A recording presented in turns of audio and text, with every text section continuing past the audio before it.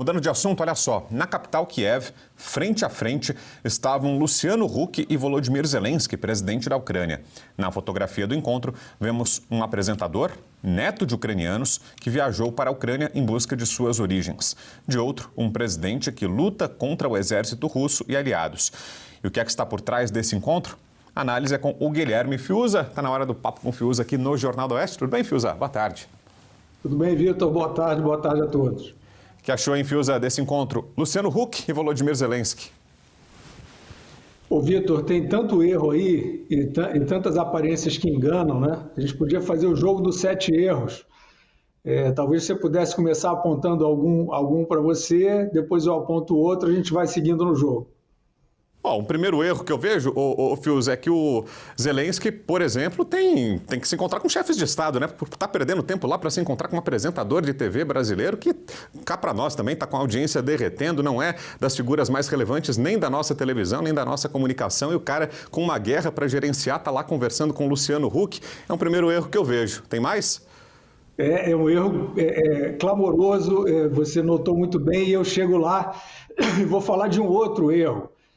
Também muito importante, só fazendo a ressalva, Vitor, que tudo isso que nós estamos passando no Brasil e no mundo, né, dessa tentativa de asfixia de liberdades fantasiadas de defesa da democracia, isso não tem um vilão só, nem 2, nem 3.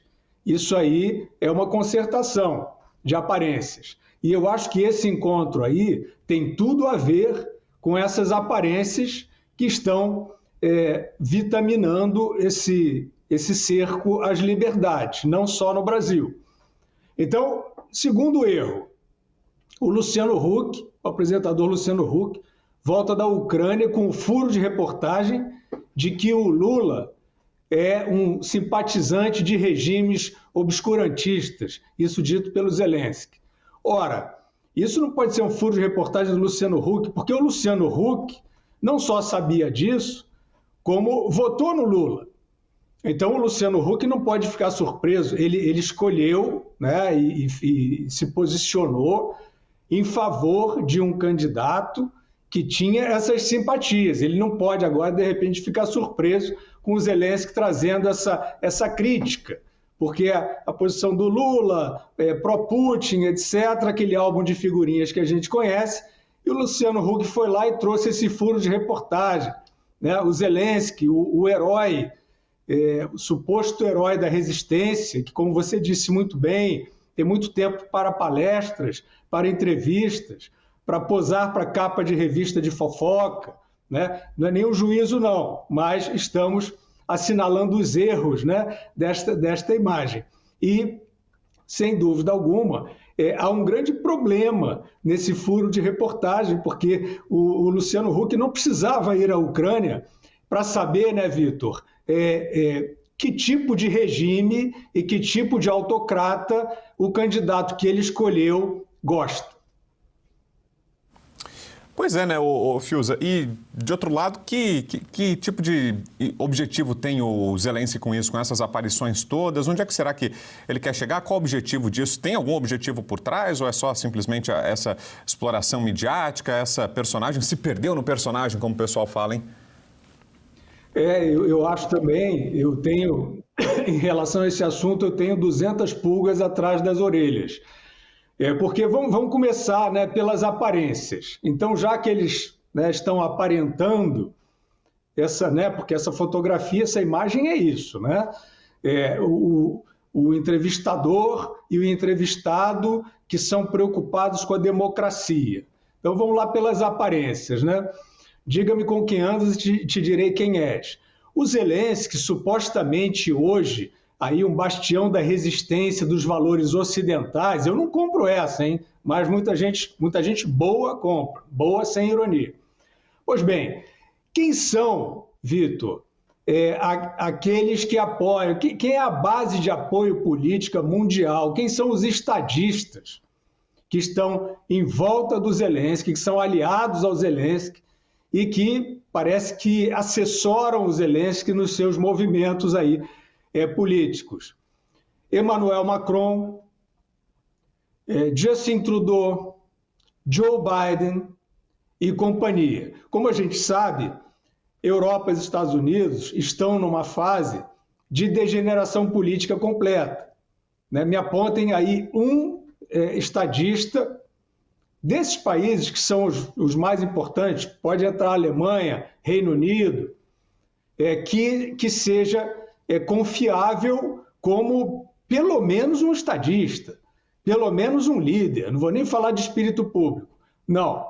Esses todos que nós falamos, que são unha e carne com o Zelensky, que andam com o Zelensky para cima e para baixo, e que enfiam um monte de dinheiro nessa guerra insana, e eu vou dizer por que eu acho que ela é insana. Toda guerra talvez tenha uma certa insanidade, mas essa aí é só caminho sem volta, aparentemente, sem fim. Então, esses aí que são os aliados políticos do Zelensky, eles são hoje exatamente os representantes dessas forças monopolistas da informação. São ou não são? Trudeau, Macron, Biden. O Biden acaba, o Zuckerberg, tadinho, vítima, se colocou como vítima de censura do Biden.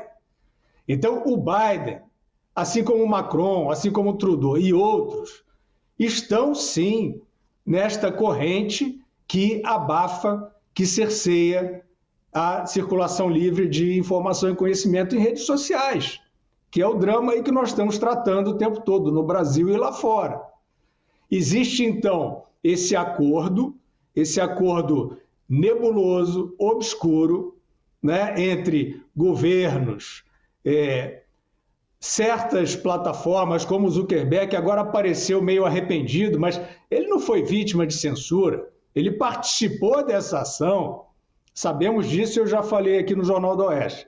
Então, todos esses estão aliados a essa imprensa falida, mas que ainda tem grife, ainda tem nome, para promover o Zelensky e para promover o cerco às liberdades na internet.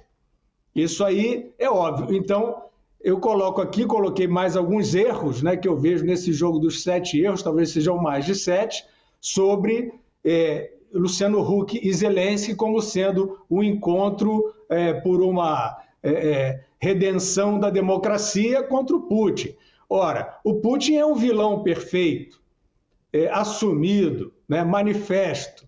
Agora, e esses outros aí? Para mim, são vilões. São vilões de boa aparência, digamos assim, são vilões entre aspas. São vilões que dizem que defendem a democracia, que combatem o ódio, combatem a desinformação. Mas esse discurso, toda a nossa audiência já sabe que ele é o chicotinho, que ele é o que serve para calar as bocas, que ele é o que serve para amordaçar. Então, é claro, a gente está aí, essa turma, todos eles, Vitor, um último ponto do jogo dos 7 erros, todos esses que eu citei, que aparentemente seriam essa aliança pelos valores ocidentais, todos eles lucram politicamente com essa guerra infame. E todos eles botam muito dinheiro lá. Eu pergunto, como está a Ucrânia depois de alguns anos de guerra? Muito pior do que estava antes. Era uma situação terrível de conflito, etc. Mas essa guerra foi fustigada. E qual é a porta de saída?